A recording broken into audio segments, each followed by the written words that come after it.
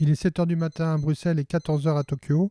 Barbara Minecci, cavalière para-équestre, nous attend pour une toute petite interview et on va la joindre tout de suite via Messenger.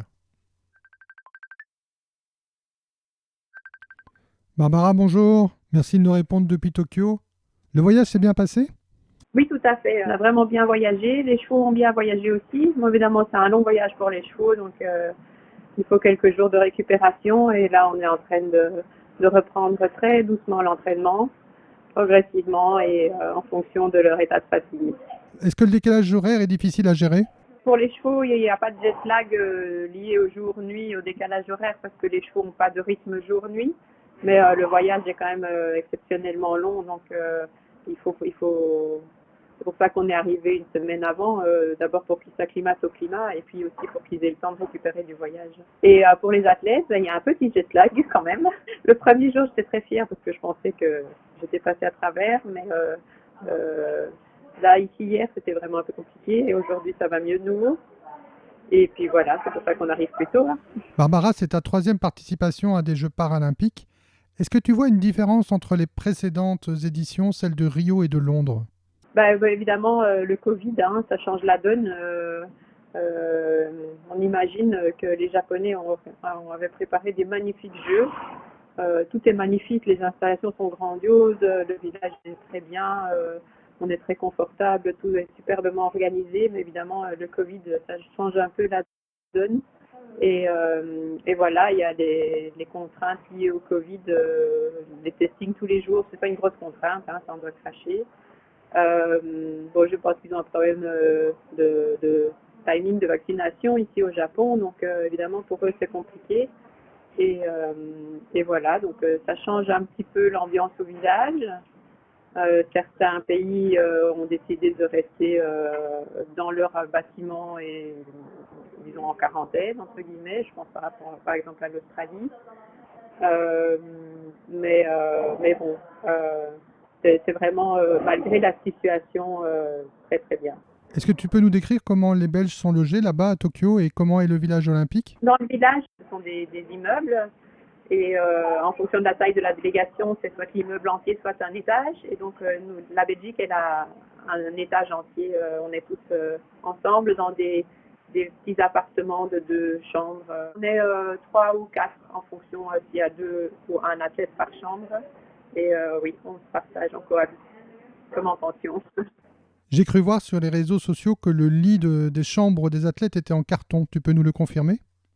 Alors, non seulement le mobilier est en carton, enfin, mobilier, non, les armoires sont en bois, les lits sont en carton, effectivement, et les murs sont en gyproc.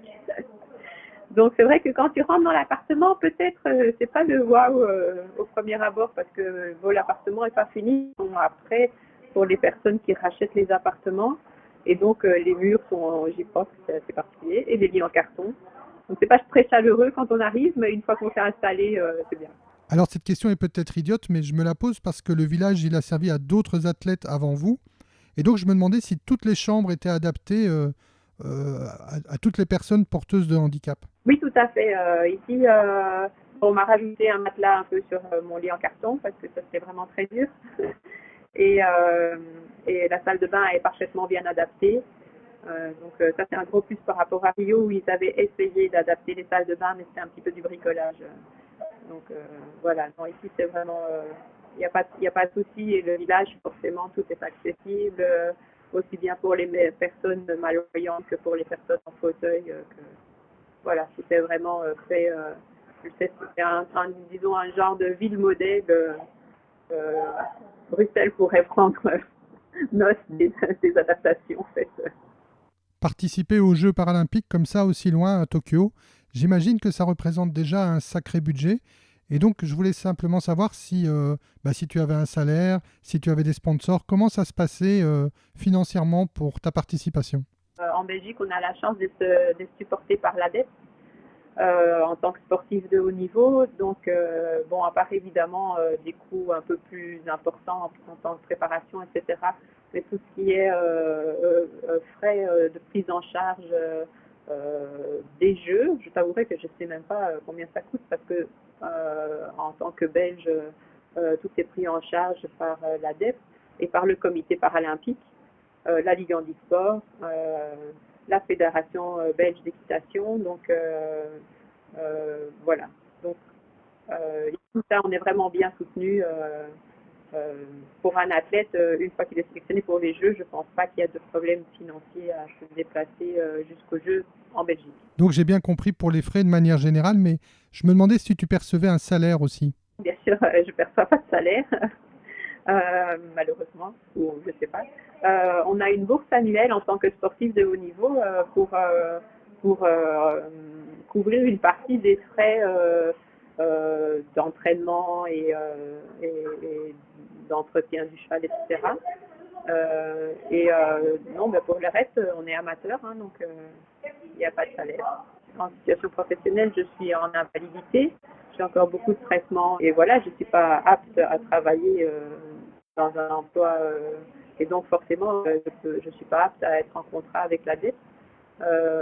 Mais on reçoit une aide disons que les frais, une partie des frais sont pris en charge par la dette à ce moment-là. Et si tu gagnes une médaille, ce que je te souhaite, est-ce que tu as droit à une prime? Jamais eu de médaille au jeu, donc je ne parle pas d'expérience. Et oui, je pense qu'il y a une prime, en cas de médaille. Maintenant, ne me demande pas qui donne cette prime. Et je sais qu'il y a des primes à la médaille aussi pour les Paralympiques.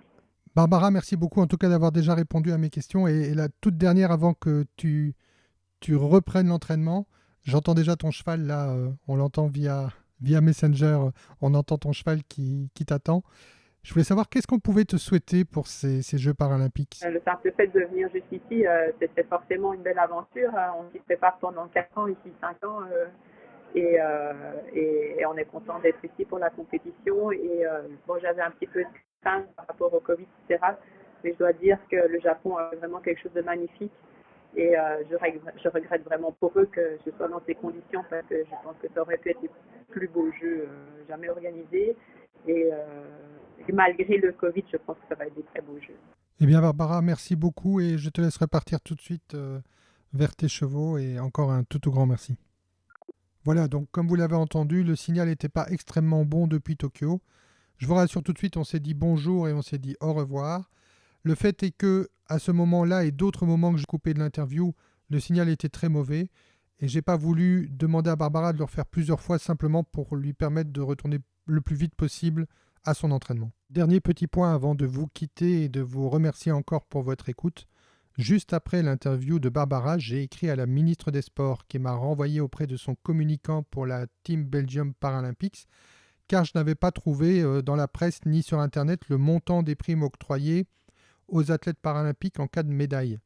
Il m'a gentiment répondu, il m'a répondu que ces primes étaient en augmentation, que cette année ça valait 1/3 du montant des primes octroyées pour les athlètes olympiques et que l'année prochaine ça allait valoir la moitié de la valeur des médailles des athlètes olympiques. Donc, coup de gueule de ma part, comment se fait-il qu'en 2021, un athlète paralympique pour la même médaille gagne moins qu'un athlète olympique? Je comprends pas. Merci beaucoup en tout cas pour votre écoute et à bientôt.